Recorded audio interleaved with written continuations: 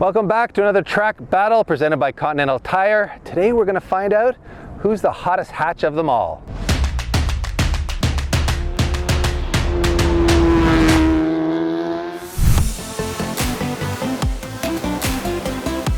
What we've got here, boys and girls, is a proper hot hatch rivalry. That's right, you've actually seen this comparison before on lots of other channels. This is the Veloster N, this is the Civic Type R. They are both hot hatches available for sale today in North America, or Canada, where we live. And they are relatively closely matched on specs, but since this comparison has been done by lots of other people, we thought we'd add some spice to it. And by spice, we mean modified versions of both, which I think bring them closer together on spec, as we'll explain momentarily. But we've also made one other crucial change, and that is equipping them with the exact same tires. These are, of course, the Continental Sport Compact 6 tires, which come as the factory tire on the Type R, but there's actually a specification on those where it's been tuned for the car, and we've actually went out and got the generic version of the tire so that both cars are on the identical compound. So this isn't the Type R tuned version of the Sport Compact 6, this is just the off-the-shelf version. So whatever small differences might be there, we've eliminated that for you tire experts out there who might have called us out on that one. So we've also stayed with the OE sizes on both cars. In this case, it's a 245/30/20. On the Veloster N, it's a 245/35/19. So they should be very close in section width. And of course, this is a 240 treadwear summer tire. It has really big, stable shoulder blocks here that give you good cornering grip, as well as this big center rib, which gives you good high-speed stability and good turn-in feel as well. And it's got more siping on the inside of the tire for Continental's legendary wet performance. These tires are really good in the rain. It also uses Continental's black chili compound, which is known to heat up really quickly. So that's the advantage of this, is that it doesn't take long to get heat in the tire and therefore get them up to maximum available grip. So they're great as a street tire and a light duty track tire where you want them to light up quickly and give you maximum grip right off the bat. Hello everyone, and welcome to my ride for the day. I will be your Hyundai Veloster N pilot, and I'm therefore going to run down the specs with you right now. The magic is really happening under the hood on this car, where the owner has built a custom intake and downpipe. And it's also been retuned with what's called a JB4, which is like a piggyback system that allows them to turn up the boost and play with the fuel a little bit. So it's gone from 15 PSI stock to 21 PSI, and that takes the factory horsepower of 275 and 260 foot-pounds of torque up to 330 horsepower and about 430 foot-pounds of torque. So this thing is a torque monster. I'm told that it'll start to run out of puff around 6,000, maybe 6,200 RPM. So I'll try to do my shifting right around there. Going any further than that, and it just starts to fall off. So as you can see, it's also been lowered. It is on some lowering springs, which may change the spring rate just slightly, but it's really just been done for cosmetic purposes. Inside, he's put in a Bride, or Brid, if you prefer, Vertex seat, which he imported from Japan because he's a baller, and he put a Momo steering wheel in there as well. So I think, other than that, he's also done stainless braided brake lines, RBF 660 brake fluid, and stock brake pads, because apparently this car comes on a brake pad that is basically like a race pad, and it's not cheap to replace either. So I'll try to go a little easy on the brakes. No, I won't.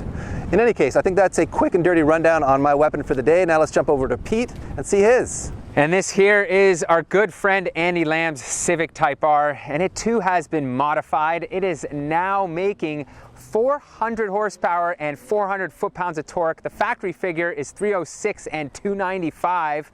And the mods on it are a PRL intercooler, a PRL downpipe, and a Honda Flash Pro with a K&N drop-in air filter. It also has a coil rad, an oil cooler, and Andy's done some mods up front here to try to keep the cooling going on this car, keep the temperatures down, I mean. And for suspension, it's actually on stock suspension still, but it does have a Eibach rear sway bar, and it's got two-piece gyro disc rotors and G-lock brake pads. So this thing is definitely going to be a contender. I am excited to go drive. All right, guys, rolling out onto Toronto Motorsports Park's road course here. 11 turns of technical twisty stuff, brake torturing stuff, and we're doing our traditional lead follow laps here in these track battle episodes. So Pete will do a lead lap in the Civic Type R, then I'll do a lead lap in the Veloster N, and we'll see who can pull the bigger gap. As we mentioned in those power summaries, The Civic Type R has about maybe 70 horsepower more than this car, but the Veloster N has about 30 foot-pounds more torque. So coming out of some of these slow, tight corners where torque's really valuable, I think I may just give him a run for his money, but I think he's gonna pull away in the top end. So let's see how it goes. Shifting at 6K like Dan told me to. Down into turn 2, hard on the brakes. And this car does blip shift, downshifts for you automatically if you want to, but I think Dan turned that off, so I gotta do, oh man, this car's turning is so good. Wow. I don't know if the stock car is this good because I've never tried one, but the front end grip and the turn in is fantastic. Look at it, I'm all over Pete's tail here. Fantastic. Let's see how this torque works out of turn 6 here. He can't get away from me. He can't get away from me. He cannot get away from me. This thing is a torque monster, and I can leave it in 3rd gear, which is nice. I'm not really having to do much thinking. And the turn in and grip on this car is fantastic. Look at this. Civic Type R has got nothing on me. Absolutely nothing. Wow. I think we'll just see him pull away on the straight a bit here. All right. I'm not gonna lie, that was a bit of a sloppy lap. We're gonna let Dave pass me here. See what happens. All right, let's see. Going into the first corner here. I let him squeeze away from me, but we're gonna reel him in here. Yep, look at this, catching him real quick. Wow. Yeah, I'm losing a little bit of traction up front, lost him there. Pushing hard, pushing hard. Oh, he's got me in the S's. Wow, he's pulling on me, come on, what's going on, Type R? Oh, I'm just traction limited, fighting it hard. He's got me. No. No. Reeled him in there just a bit. But holy smokes, he's lifting the wheel in the rear there. He's just got that great power out of the corner with the torque. It's incredible. Wow, what a battle. Oh, that's crazy. Holy smokes! Did the Type R just get beat, people? No way! Kudos to that little Veloster N. What a battle that was! All right, PT. Wow, is that an upset or what? That was unexpected. I thought you were going to walk me on the straightaways. Yeah. And you did have a little more top end. I did. But this thing's so torquey out of the corners. And the turn-in grip on this car is phenomenal. Dan, the owner, did admit that he did a bit of a race alignment in the front end. It's got like 3 degrees in camera in the front. That may be it. So it is rotating and gripping. I mean, it's yeah, and that's kind of the opposite of what I'm dealing with. I got to really manage the power, and more so, it's just having a little bit of push. It just doesn't have that response, and I'm finding I'm having to scrub too much speed. I can see in the tight stuff, like you're just pulling away from me. Like, come on, but I got to be patient. Man, so, I was on his bumper the whole way around there. That was exciting. Yeah, that was awesome. Do we have an upset brewing here, Peter? I don't know. Well, I think it's time to do the roll racing, where we're pretty sure the Type R is going to shine, but stranger things have happened, as we've proven today. This thing is quick. Now up, our infamous roll race here. So I'm going to queue up, slow down, go to first gear here, as we always do. And Dave is going to honk at me. 3. So here we go. Oh, I jumped the gun. Man. Oh, the top end.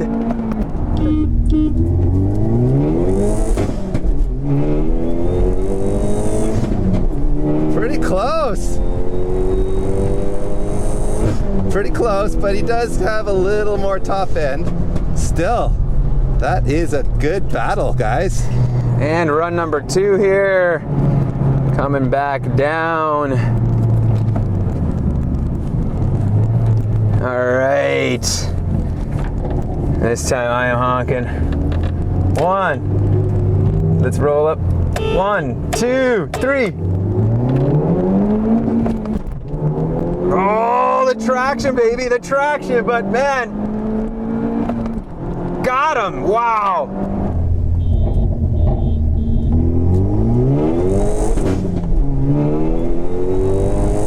Man, it's close. He's just got a bit of top end on me and that's it. This thing is hanging tough, man. Hanging really tough. I am impressed, little Veloster. Go! Oh yeah, baby! Wow, and there she goes. Say goodbye, Veloster. Say goodbye. Wow.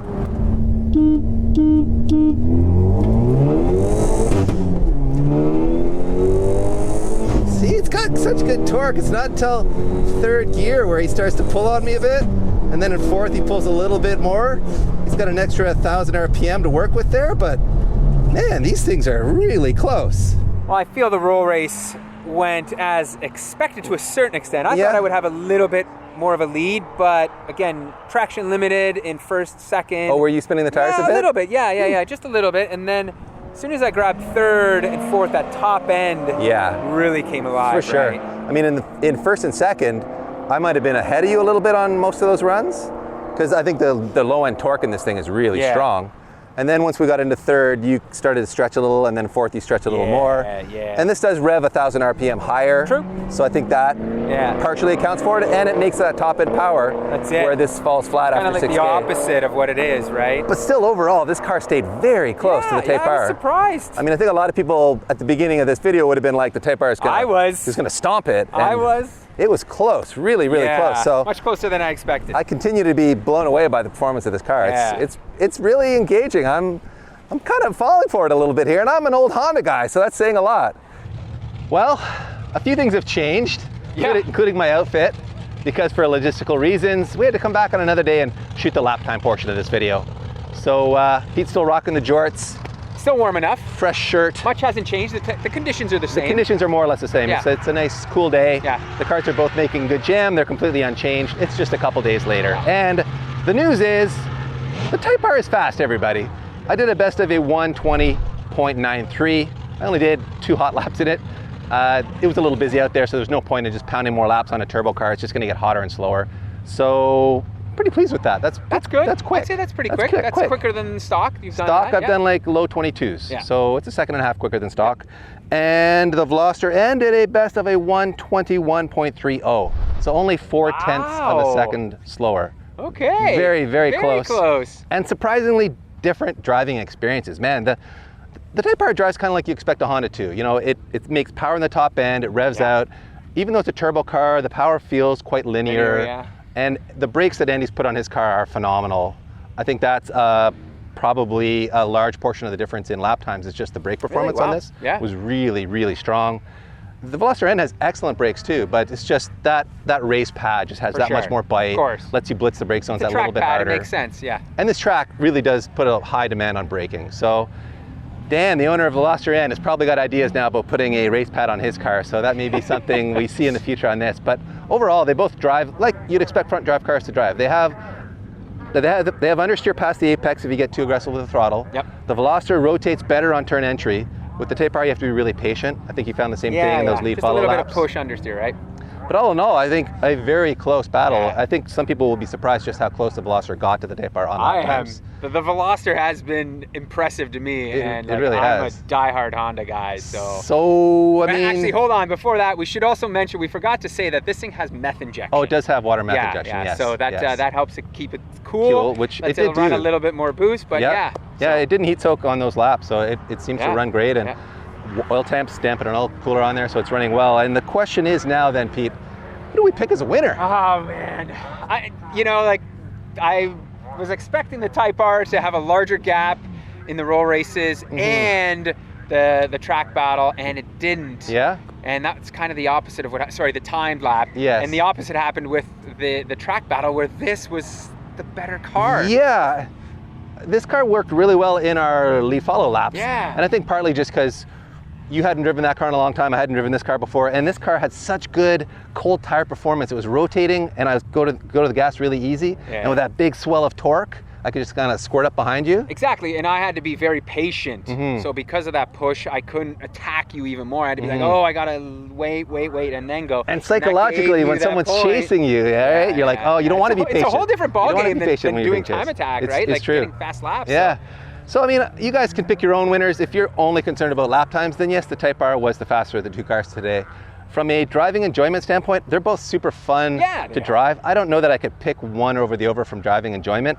I mean, the Type R does give me those Honda feels, but I love the fact that you can just leave this car in third gear and use that like mountain of torque that it has. And the chassis feels really tight, and that turn-in rotation that it has, I really like a lot. So, really engaging car. And the way it performed in those chase laps, it hung tight on those roll races. I'd have to give it the win today. I would. As much as I don't want to, I think this car gets the win, in my opinion. I kind of have to go with the Veloster N too, just from a underdog, like outperforming expectation standpoint. It really did outperform what I considered. And it's closed the gap from like stock to stock. These cars do have a larger gap than we've seen here, and it's really come in and taken that up. So that to me is really what makes it a standout. Yeah, I think stock for stock, there's a much bigger gap. So that's a good point. So anyway, guys, hope you enjoyed this one. I know I did. And let us know in the comment section what kind of head-to-head battles you'd like to see next. What do you have in mind, Pete? What's on your hit list? I want to do a rear-wheel drive combo, maybe, you know, like kind of mid $15,000-ish cars, maybe like a FRS, Genesis Coupe. Ooh, maybe Genesis throw a Coupe. 350Z against the winner there. I don't know. That's what I've got brewed in my head right now. Yeah, Genesis Coupe. That's a good idea. We don't see those at track much, so. And they're all budget cars. They are. Okay. Well, stay tuned for more track battles, everyone, and thank you very much for watching. Oh, wow. Yeah, we don't know how you got I forgot how difficult it is to actually shoot a video here. All right. Okay. All right. Ready? I am ready.